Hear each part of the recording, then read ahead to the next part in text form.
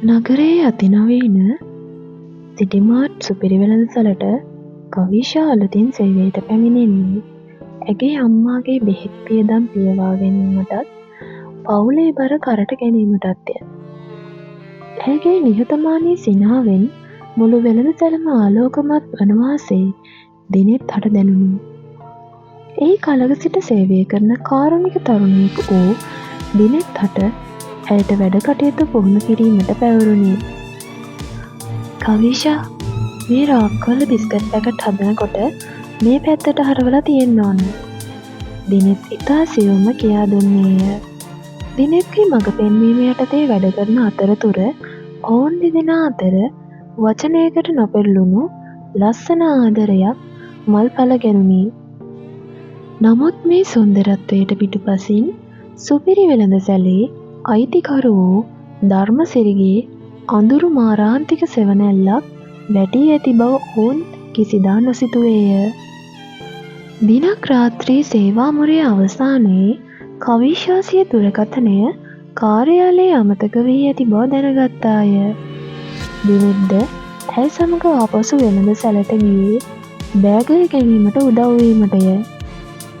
ඔවුන් නිහඬ අඳුර මැදින් ගමන් කරද්දී සුපිරි වෙළඳසැලේ පිටුපස ඇති රහසිගත ගබඩා කාමරයෙන් අමුතු නොපැහැදිලි ශබ්දයක් ඇසුණි. යකඩ දොර අඩවන්ව තිබූ අතර කුතුහලය ඔවුන් දෙදෙනාව ඇතුළට ඇදගෙන ගියේය. එහිදී ඔවුන් දුටු දෙයින් ඔවුන්ගේ ඇඟ කිලිපොලා ගියේය. කල්ලෙකුත් වී කළු පැහැගෙන් වී දුගඳ හමන මස් සහ ආහාර වර්ග විෂ සහිත රසායනික ද්‍රව්‍ය මිශ්‍ර තියරයකින් සෝදා ඒවාට අලුත් පෙනුමක් ලබා දෙන අයුරුත් ව්‍යාජ කල්ලිකුත් වීමේ දිනයන් සහිත ලේබල් අලවන අයුරුත් ඔවුන් සියසින් දුටුවේය. මේ සියල්ල සංවිධානය කර තිබුණේ ධර්මසිරිගේ අනපරිදිය. දිනෙත් මේවා කෑවොත් මිනිස්සු මැරෙයි. මේක මහා අපරාධයක්. අපි මේක කොහොම හරි ලෝකෙට කියන්න ඕන. කවිෂා වෙවුලන හඬින් පවසද්දී දිනෙත් තම ජංගම දුරකථනයෙන් ඒ සියලු භීෂණය රහසින් වීඩියෝ කරගත්තේය. ඔවුන් මේ මාරාන්තික රහස වීඩියෝ කරගෙන එසැනින් පැන යාමට උත්සාහ කළත් ඔවුන්ගේ උත්සාහය ව්‍යර්ථ විය. ධර්මසිරිගේ මැරයන් විසින් ඔවුන්ව කොටු කරගනු ලැබීය. ධර්මසිරි යනු මුදලට ඕනෑම අපරාධයක් කරන සදාචාරයක් නැති දරුණු මිනිසෙකි. මගේ බිස්නස් එක විනාශ කරන්න හදපු උඹලට මම ජීවත් වෙන්න ඉඩ තියන්නේ නෑ. උඹලා මැරෙන්නේ දවස් ගාණක් දුක් විඳලා. යයි පවසමින් ඔහු ඔවුන් දෙදෙනාව ගොඩනැගිල්ලේ පහළ තට්ටුවේ වූ අඳුරු හුදෙකලා වාතයේ මද වශයෙන් නැති කුටියක හිර කළේය. දින කිහිපයක් තිස්සේ ඔවුන්ට අමානුෂික ලෙස වද දුන්නේය. විශේෂයෙන්ම කවිෂාට එල්ල වූ වදහිංසා දරාගත නොහැකි විය. දිනෙත්ගේ දැස් ඉදිරිපිටම ධර්මසිරිගේ මැරයන් කවිෂාට දරුණු ලෙස පහර දුන්නේ වීඩියෝව ඉල්ලා සිටිමිනි. කවිෂා වේදනාවෙන් කෑගසද්දී දිනෙත් දම්වැල් වලින් බැඳ අසරණව බලා සිටියේ තම ආදරය බිඳී යන අයුරු දකිමිනි. ඔහුගේ හදවත දහස් ගණන් කැබිලිවලට කැඩී ගියේය. දිනෙන් දෙන වදහිංසා සහ ආහාර ජලය නොමැතිවීම නිසා කවිෂා දුර්වල වූවාය. ඇගේ දැස් අඳුරු විය.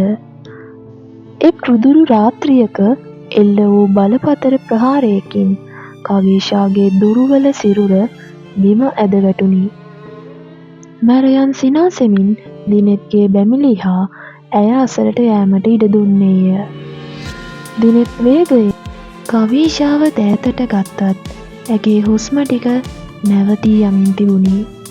දිනෙත්, මට සමා වෙන්න. මට බැහැ. ඇය අවසන් වරට ඔහුගේ අත තද කරගෙන අල්ලාගෙන වේදනාවෙන් තොරව දැස් පියාගත්තාය. කවිෂාගේ නිසල සිරුර දෑතින් වඩාගෙන දිනෙත් නැගූ විලාපය අඳුරු කුටියේ බිත්ති අතර කම්පනය විය. ඔහුගේ ආදරය වේදනාවක් වී පසුව එය පාලනය කරගත නොහැකි විනාශකාරී වෛරයක් බවට පත්විය. ඔහු දිවුරුම් දුන්නේ මේ අපරාධයට වගකිව යුතු සියල්ලන්ගෙන් පලිගන්නා බවයි. කවීෂා, මම ඔයාගේ මරණයට පලිගන්නවා මැනික. මම උන්ව ඉතුරු කරන්නේ නැහැ. වෛරයෙන් වියුරු වැටුණු දිනේ තමාට බැඳ තිබූ දම්මැල් සිය ශක්තිය උපයෝගී කරගෙන කඩා විඳා දැමුවේය. මැරයන් පවා ඔහුගේ දෑස්වල තිබූ භීෂණය දැක අන්දමන්ද විය. ඔහු ගබඩාවේ තිබූ ඉන්ධන ගෑස් සිලින්ඩර සහ දැවෙන සුළු රසායනික ද්‍රව්‍ය උපයෝගී කරගෙන මුළු ගොඩනැගිල්ලටම ගිනි තැබුවේය. ගින්න වේගයෙන් පැතිර යද්දී ධර්මසිරි තම ජීවිතය බේරා ගැනීමට කෑගසමින් පැන යාමට උත්සාහ කළත් දිනෙත් ඔහුට පැන යාමට ඉඩ දුන්නේ නැත. ගිනි ජාලාව මැද්දේම ධර්මසිරිගේ අවසානය සිදුවිය. මුළු සුපිරි වෙළඳසැලම ගිනි බෝලයක් බවට පත්වෙද්දී දිනෙත් කවීෂාගේ නිසල සිරුර දෑතින් බඩාගෙන ඔවුන් මුලින්ම හමු වූ ආදරණීය ස්ථානය වෙත ආවේය. ගින්නෙන් බිත්ති කඩා හැලෙමින් තිබුණි. ඔහු කවීෂාගේ සීතල නළල සිපගෙන ඇගේ පණ නැති අත තදින් අල්ලා ගත්තේය.